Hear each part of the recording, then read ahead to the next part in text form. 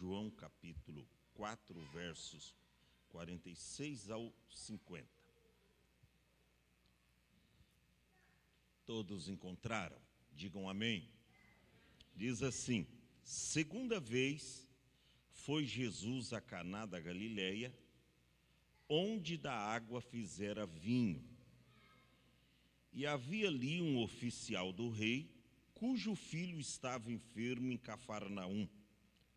Ouvindo este que Jesus vinha da Galileia, ou da Judeia para a Galileia, foi ter com ele e rogou-lhe que descesse e curasse o seu filho, porque estava à morte. Então Jesus lhe disse: se não virdes sinais e milagres, não crereis. Disse-lhe o oficial: Senhor, desce antes que o meu filho morra. Disse-lhe Jesus: vai, e o teu filho vive. E o homem creu na palavra que Jesus lhe disse, e foi-se. Pode tomar assento, um minutinho só. Esse foi um milagre pelo poder da palavra de Cristo. A palavra de Cristo por si só, ela gera um milagre em nós. Jesus, ele cura aqui o filho de um oficial do rei. A Bíblia diz que Jesus já estivera ali em Caná da Galileia, onde ele tinha feito grande milagre, transformando água em vinho naquele casamento. E agora, pela segunda vez, diz o versículo de número 46, que Jesus ele foi a Caná da Galileia. E quando ele estava ali, esse homem então procura Jesus, e estava enfermo lá em Cafarnaum, um filho desse oficial do rei. O que me chama a atenção é as palavras de Cristo no verso 48. Então Jesus lhe disse: se não virdes milagres, ou se não virdes sinais e milagres, não crereis. Que coisa, né? Já daquele tempo, as pessoas procuravam Jesus e não era para ouvir a palavra da salvação, receber a salvação, o perdão dos pecados. A maioria das pessoas que buscavam a Cristo é porque elas tinham algum tipo de problema. Elas estavam enfrentando algum tipo de situação atroz. Este, que era um dos oficiais do rei, estava com o filho já prestes à morte. Está escrito aqui, estava já à morte, prestes a morrer. Tanto é a sua mensagem urgente que ele chega para Jesus e diz: Senhor, desce depressa antes que o meu filho morra. Ou seja, a situação era urgente, mas Jesus não deixou de salientar, dizendo: se não virdes sinais e milagres, não crereis.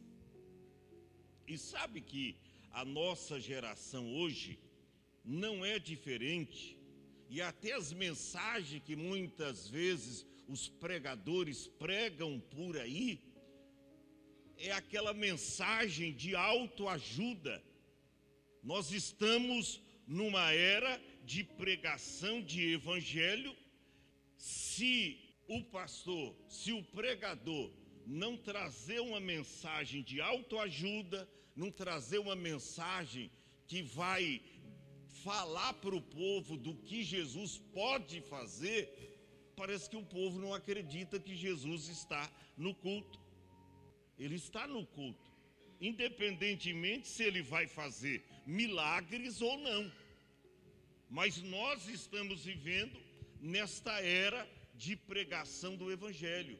E eu vou falar aqui, sem medo de errar, que 90% das pregações que se pregam hoje, em muitas igrejas por aí, e até mesmo em muitos púlpitos de muitas festividades, congressos, trabalhos grandes hoje no Brasil, todas são mensagem de autoajuda.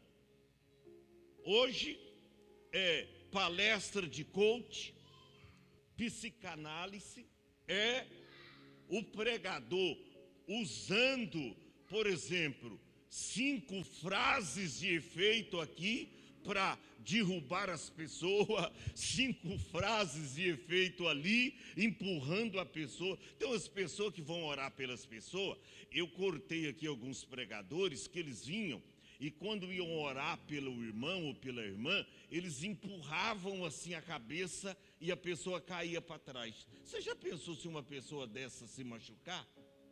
Para que isso? Então, a maioria dos pregadores, eu cortei gente que prega bem a palavra, mas no final tem esse tipo de movimento. Isso não é de Deus. As pessoas têm até medo de vir à frente. Não tem pregadores aí querendo ensinar o povo a falar em línguas estranhas? Repete a língua que eu estou falando, lá, lá, lá, lê, lê, lê, lilolu. E as pessoas estão imitando isso e dizendo que foram batizadas com o Espírito Santo. Então, esta é a era de pregação que nós estamos vivendo. São mensagens de autoajuda e o Pix corre solto nesses cultos. É pregadores, como eu disse aqui a semana passada, cobrando 12 mil, 15 mil, 20 mil para pregar. E alguns ainda perguntam, olha, tem aeroporto aí próximo? Porque eu não posso andar nem 100 metros. Nem 100 metros de distância eu posso andar. Também a barriga está desse tamanho. Tanto... É verdade, irmão. Tem uns que perguntam se eu liguei para um aí o ano passado no Mega Eventos, ele perguntou se tinha. Olha a petulância, irmão. A gente evangelizava, andava de bicicleta, andava a pé. Eu e a pastora Ruth, a gente ia para Suinana, de Altair para Suinana, a pé. Era 8 quilômetros para ir, 8 para voltar. A gente saía de casa 16h30, 16h30, para chegar lá no culto 6h30, 6h40, andando a pé. E fazia isso super contente. Mas você já pensou, irmão? Às vezes eu fico pensando, se Jesus estivesse em um culto deste, que os pregadores estão usando aí 5 frases de efeito para lá, para cá, os pregadores usando frase tipo, olha, toma a chave do carro, toma a chave do apartamento. Você já pensou Jesus num culto deles? Assistindo o culto, você já pensou Jesus aí no teu lugar, assistindo um culto, aonde esses coaches, esses pregadores da teologia, da prosperidade, do triunfalismo, eles pregam, aí Jesus assentadinho lá ouvindo, rapaz, mas eu nunca falei para vocês pregar assim, eu vou tomar o microfone da mão de vocês. Jesus subiria no púlpito e tomava o microfone da mão desses pregadores, e eles ficariam envergonhados. Por quê? Porque é o tipo de mensagem que se ouve hoje, infelizmente. São frases de efeito para lá e para cá. Receba a chave, receba a... E o povo quer, né? Parece que o povo receber a palavra o povo não quer receber. Eu louvo a Deus porque esse oficial do rei aqui, ele soube receber a palavra. Ele queria que Jesus urgentemente descesse até a sua casa e colocasse as mãos sobre o seu filho. O que Jesus fez? Ele não desceu, mas ele enviou uma palavra. Ele enviou uma palavra. Está escrito aqui e eu finalizo. Verso de número 50. Disse-lhe Jesus: vai. Isso é fé. Vai. O teu filho vive. Ora, estava prestes à morte. Agora Jesus faz o quê? Envia uma palavra. Você sabia que enquanto você busca aqui no culto a presença do Deus vivo, você busca aqui a palavra, o milagre pode acontecer lá na tua casa, lá no seio da sua família. Jesus pode gerar o milagre quando você vem buscar o quê? A palavra. O homem precisava de cura. Jesus deu o quê? Uma palavra.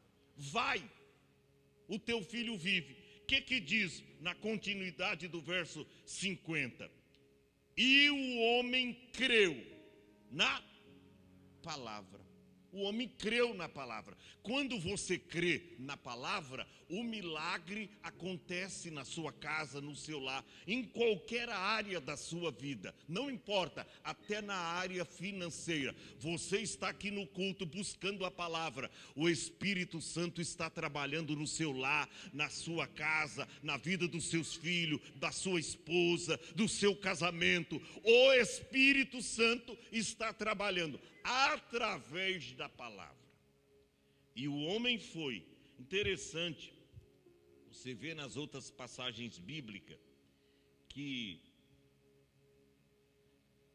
eles perguntaram, o oficial perguntou quando chegou em casa, que horas que o menino tinha melhorado, tinha sido curado. Aí diz, olha, 7 horas. Aí o oficial lembrou que foi exatamente o mesmo horário que Jesus disse: vai, o teu filho vive. E aí, qual foi o resultado? 53. Entendeu, pois, o pai que era aquela mesma hora. Porque quando ele vai, ele encontra os seus servos. Ele tinha homens subordinados a ele. Ele diz, olha, aí eles vieram com a notícia: teu filho foi curado, teu filho está bom, teu filho recebeu a cura. Aí diz, mas que hora que ele ficou bom? Aí eles disseram, ó, foi exatamente 7 horas da noite. Ele levantou da cama, pediu comida e foi algo extraordinário. Aí o que aconteceu? O pai lembrou que foi aquela mesma hora que Jesus lhe disse: o teu filho vive. E aí qual foi o resultado? Salvação para toda a casa daquele homem. E creu ele e toda a sua casa. Fique em pé. Pregue a palavra, irmão. É a palavra. Hoje nós temos que pregar nos nossos púlpitos a palavra.